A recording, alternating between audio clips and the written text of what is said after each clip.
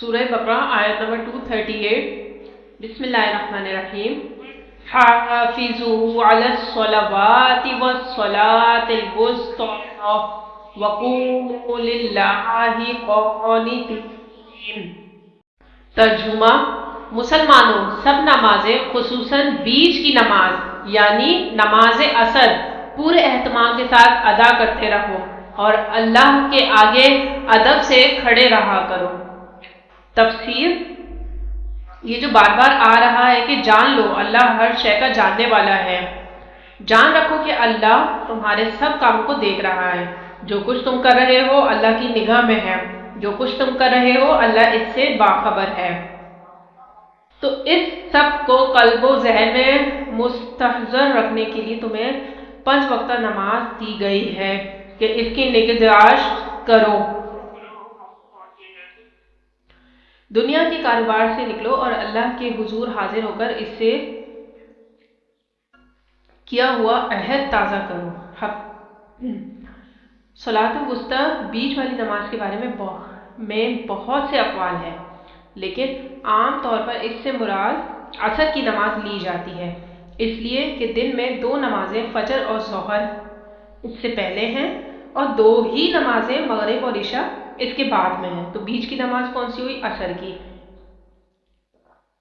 قیام رکوع اور سجدہ فرائض نماز میں سے ہیں.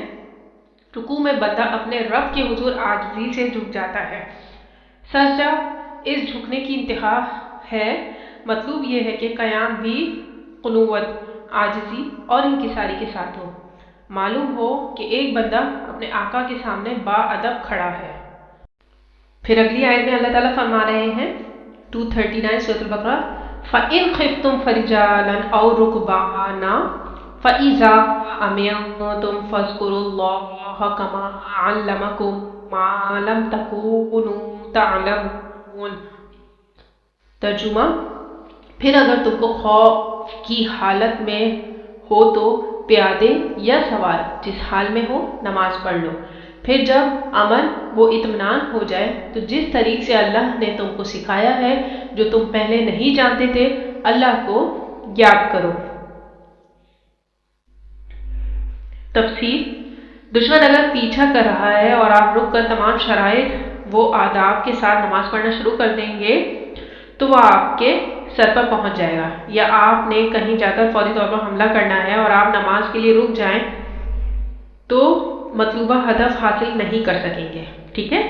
تو چنانچہ دشمن سے خطرے کی حالت میں پیدل یا سوار جس حال میں بھی ہو نماز پڑھی جا سکتی ہے. فَإِذَا أَمِنْتُمْ خطرہ دور ہو جائے اور امن کی حالت ہو. فَاذْكُرُوا اللَّهَ كَمَا عَلَّمَكُم مَّا لَمْ تَكُونُوا تَعْلَمُونَ. امت کو نماز کا طریقہ محمد صلی اللہ علیہ وسلم نے سکھایا ہے اور حکم دیا ہے. نماز پڑھو جیسے کہ تم مجھے نماز پڑھتے ہوئے دیکھتے ہو. یہ حدیث ہے. نماز کا یہ طریقہ اللہ تعالیٰ کا سکھایا ہوا ہے. روایت سے ثابت ہے کہ حضرت جبریل علیہ السلام نے آ کر محمد رسول صلی اللہ علیہ وسلم کو 2 دن نماز پڑھائی ہے.